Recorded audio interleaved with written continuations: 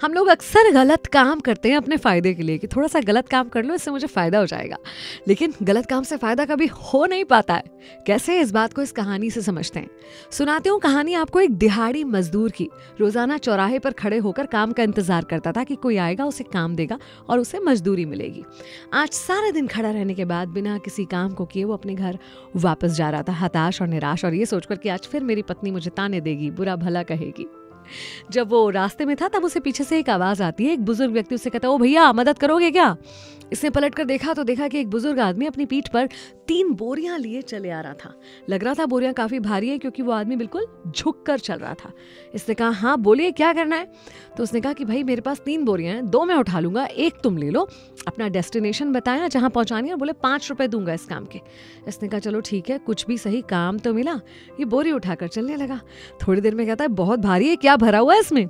बुजुर्ग आदमी फुसफुसाते हुए बोला, 1-1 रुपए के सिक्के हैं इसमें। बोला, आप तुम ये जानकर कहीं बोरी लेकर भाग तो नहीं जाओगे? बोला, कैसी बात कर रहे हैं आप? आपको शक्ल से मैं कोई चोरो चक्का दिखता हूँ? मैं ईमानदार आदमी हूँ।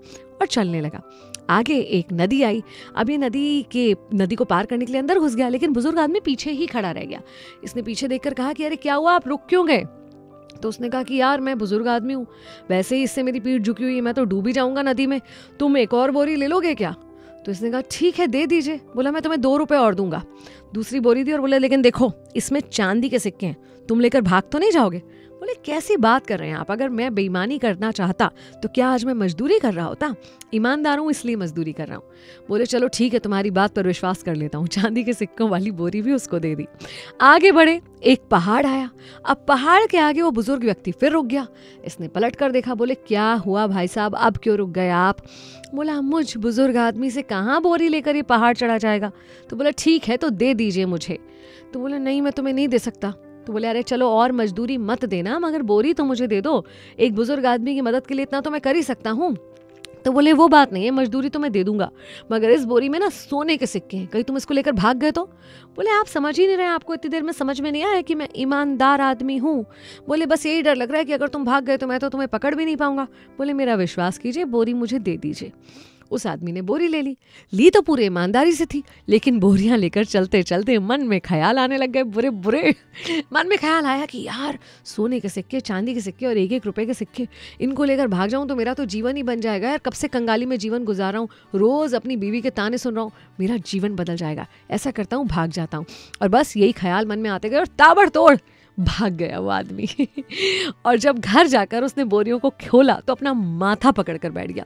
उसमें कोई सिक्के नहीं थे, बल्कि पत्थर भरे हुए थे, और साथ में कागज था, जिस कागज पर लिखा हुआ था कि भाई ये राजा के द्वारा एक अभियान चलाया जा रहा है हमारे वित्त कोष के रक्षक को खोजने के लिए। जो राजा की सारी संपत्ति की रक्षा वाला मंत्री बनेगा तो उसे मंत्री पद और सम्मान दोनों मिलना था। अगर आज तुम बेईमानी नहीं करते तो पैसा, मान, सम्मान सब कुछ तुम्हारा होता। और वो बूढ़ा आदमी कोई और नहीं, खुद राजा जी थे। कई बार ना क्षणिक फायदा जिन चीज़ों में हमको दिखाई देता है ना, हम वो कर बैठते हैं और बड़ा नुकसान अपना करा लेते हैं। और हाँ, हमें ये पता होता है कि हम गलत कर रहे हैं, जानते हुए भी हम उस फायदे के लिए गलत काम को कर लेते हैं। उस आदमी को पता था चोरी करना, उस पैसे को लेकर भाग जाना गलत है, लेकिन फिर भी उसे अपना फायदा नजर आने लगा उसमें, और उसने उस गलत काम को किया। याद रखिए, आपकी आत्मा हमेशा आपको बताती है कि जो आप कर रहे हैं वो सही है या गलत है। जो आत्मा की, अंतरात्मा की बात सुन लेता है ना, वो सही कर जाता है। नहीं सुनने वाला वही करता है जो इस मजदूर ने किया। तो अपने अंदर की आवाज को सुनिए और हमेशा सही कीजिए।